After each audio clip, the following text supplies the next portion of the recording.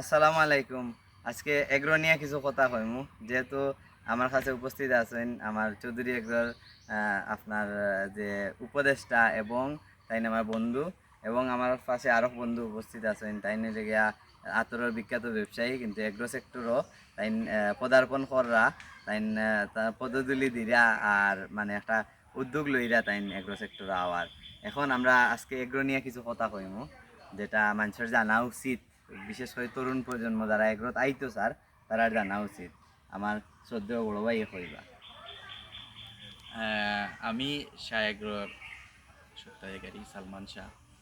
তো আমি আসলে এগ্রো নিয়ে এই কিছু কথা কইতে চাই, যে বিশেষ করি যে আমরা আগামী বিশ্ব এগ্রো এবং ফার্মময় বিশ্ব হইব।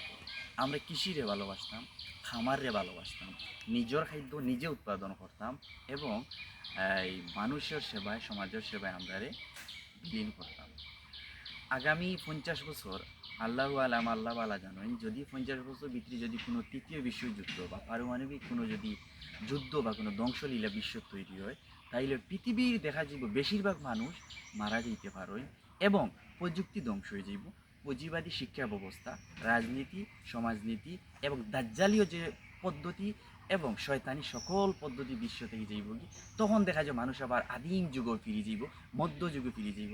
শুধুমাত্র কৃষি বাসিয়া থাকবে, মানুষ বেঁচে থাকলে কৃষি থাকবে, আর কৃষি থাকলে মানুষ ইনশাল্লাহ থাকবে। শুধু খালি কৃষি মানুষের লাগি দেয়, গরু ছাগল হাঁস মুরগ, পৃথিবীর আল্লাহর যত দৃশ্যমান জাতি আছে অদৃশ্যমান জাতি সবাই কৃষির মাধ্যমে সেবা পায়।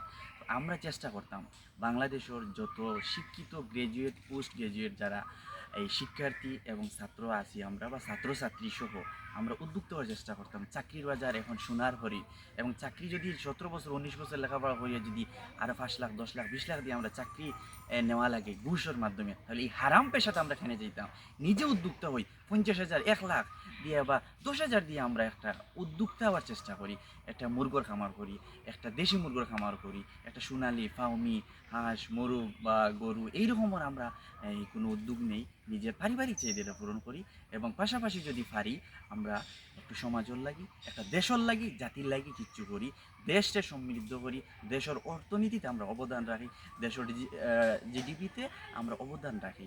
এই আশ্বাস এবং এই আশা আমি রাখি। তাই আসুন আমরা সবাই কৃষিরে ভালোবাসি এবং আগামীর বিশ্ব হবে এক গ্রহময় বিশ্ব।